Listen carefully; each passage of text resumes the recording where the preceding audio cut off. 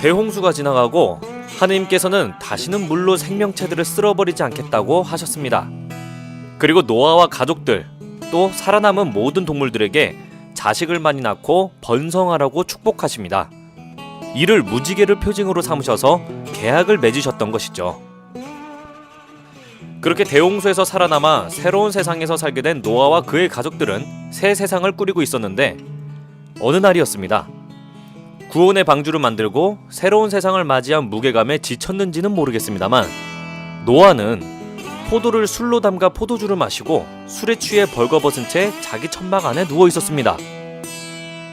이때 노아의 둘째 아들 함이 노아의 그러한 모습을 보고 밖의 형제들에게 알렸습니다. 그리고 장남 셈과 막내 야펫은 겉옷을 집어들어서 알몸의 노아를 보지 않은 채 덮어들었죠. 이후 술이 깬 노아가 둘째 아들을 혼냅니다. 혼내는 정도가 아니라 사실 그의 자손들에게 저주를 퍼부어요. 함의 자손 중에는 가나안이라는 친구가 있는데 그는 함의 죄로 인하여 저주를 받아 자손들 중에서 가장 천한 종이 되고 더 나아가 막내 아들 야펫의 종이 된다는 저주를 받습니다.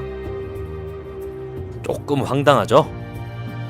카인과 아벨 때도 그랬지만 성경에서 이렇다 할 의미가 없는데 혼나거나 저주를 받는 경우가 종종 있습니다. 여기서도 마찬가지인데요.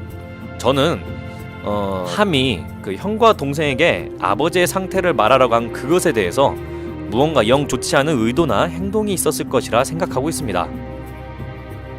제 생각에 발가벗은 채 술에 취한 아버지를 농담 삼아서 형제들에게 이야기했거나 그러한 영 좋지 않은 모습을 두고 형제들에게 뒷담을 했을 것이라 저는 그렇게 추측하고 있습니다. 장남 셈과 막내 야펫은 바로 가서 겉옷으로 덮어줬는데 안 그랬으니까 말이죠. 아무튼 그렇게 차남 함은 노아에게 혼쭐이 나고 그의 자손 중 가나안은 안타깝게도 저주를 받습니다. 그 후 노아는 350년을 더 살고 죽게 됩니다. 이후 노아의 많은 자손들이 성경에서 소개가 되는데 사실상 이렇다 할 중요한 건 없으니까 생략하도록 하겠습니다. 요약하자면 이들이 현 중동 지방의 모든 부족과 국가의 조상벌이 되는 이들이라는 것입니다. 이름 자체가 에티오피아, 이집트, 가나안, 파트로스, 니네베 등등이거든요. 그렇게 노아의 자손들은 하느님과의 계약 그대로 자식을 많이 낳고 번성하게 됩니다.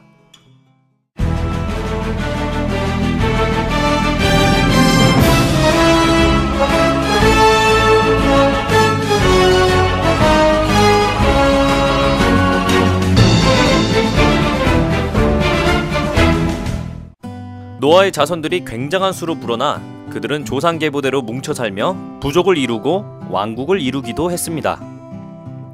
하지만 아예 서로 안 보고 사는 사이는 아니었어요. 왜냐하면 모두 같은 언어를 쓰고 같은 글자를 쓰고 있었기 때문이죠.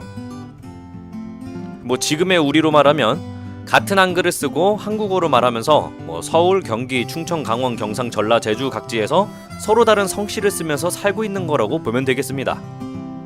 아무튼 그들은 대홍수에서 살아남은 노아의 자손으로 하나의 말과 하나의 글자를 썼습니다. 또한 하느님과의 계약을 통해 이 세상 위에서 번성할 권리를 받았습니다. 그래서였을까요? 그들은 큰 탑을 쌓아서 하늘까지 닿게 한 뒤 자신들의 위대함을 세상에 알리고자 했습니다. 그럴 능력도 있었던 게 돌 대신 벽돌을 빚어 썼으며 진흙 대신에 더 단단해지는 역청을 쓰게 되었기 때문이죠. 아무튼 그렇게 인간들은 성읍을 건설하고 탑을 쌓게 됩니다. 하늘 높이 솟은 탑과 견고한 성읍을 보시고 하느님께서는 문득 생각하셨습니다. 저들은 한 결의이고 모두 같은 말을 쓰고 있다.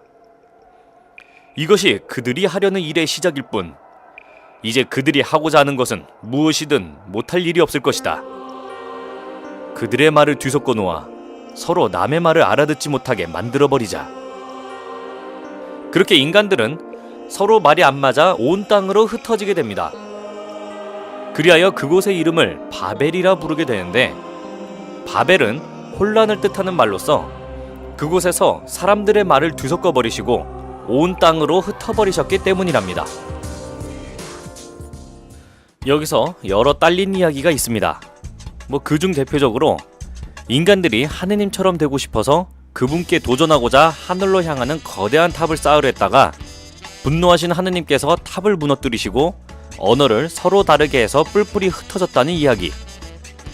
또 하느님께서 주신 세상을 마치 원래 자기들 것이었던 양 높은 탑 아래 자신들의 위세를 떨치고자 하자 그것을 와해시키기 위해서 언어를 서로 다르게 바꿔버리셨고 결과 그들은 스스로 탑 쌓는 것을 그만두고 흩어졌다는 이야기죠.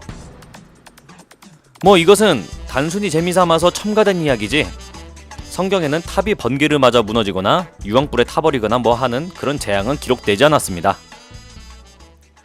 하지만 이야기가 어떻든지 성경에 기록된 인간들은 자신의 이름을 드높이 알리고자 탑을 쌓아서 오만한 행동을 하느님께 보였다는 것에는 차이가 없습니다. 그렇게 자신들의 이름을 드높이다 보면 결국 대홍수 이전의 인간들처럼 강한 자들이 폭력을 일삼을 것이 하느님 눈에 뻔했기 때문에 하느님께서는 더 큰 죄악이 벌어지기 전에 언어를 완전히 바꿔버리셔서 그들 스스로가 서로를 떠나게 만드십니다. 결국 우리가 열심히 영어로 공부하고 중국어와 일본어로 공부하는 것 자체가 바벨에 있었던 인간들 때문이랍니다. 자, 오늘의 이야기는 그렇습니다. 인류 최초의 죄는 탐욕이었습니다. 그 후 질투와 살인, 그리고 이어지는 그 후손들의 폭력, 그 모든 것들을 깨끗하게 정화시키고 나서 보여진 것은 오만이었습니다. 하느님께서는 그렇게 오만해진 인간들을 벌하시기보다는 사용하는 언어를 뒤섞어서 서로 못 알아듣게 해서 스스로 와해되게 만드셨습니다. 그렇게 세상 여기저기로 뿔뿔이 흩어진 인간들은 각자 알아서 자기들만의 부족과 굴락, 그리고 민족을 이루게 되는데 여기서 하느님 눈에 든 특별한 자가 있었습니다. 하지만 매번 그러하듯이 이 자에 대한 이야기는 다음 시간에 이어서 하도록 하겠습니다.